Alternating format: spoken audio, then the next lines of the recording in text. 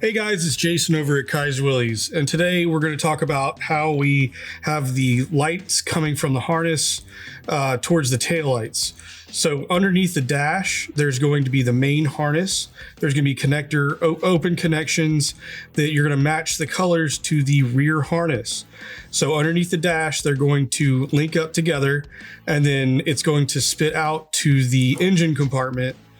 Now what we're going to do is we're going to take that rear harness and we're going to stick it through the firewall. There's a grommet here because this has to lead down to the brake light switch at the master cylinder located on the frame. So we've got this wire leading down to the master cylinder. You've got two plugs that go right here onto the master cylinder brake light switch. So see, you've got two green wires that have bullets. Those are going to plug into the brake light switch. And then from here, you're just going to snake this down the length of the frame rail up around here until you end up spitting out here at the back. So let's go to the back. I'll show you how we ended up doing the taillights.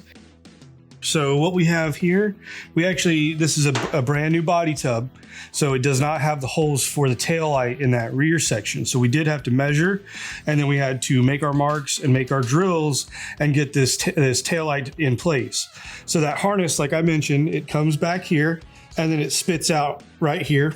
We then spliced in, which we'll go ahead and waterproof this once we get done. We splice this into the tail light. You've got two wires, red and a yellow coming off of this harness. And then you got a red and a black going to the tail light itself. So basically we just matched the color red to red, and the yellow ended up being to the black rather than change out the entire wiring from the tail light.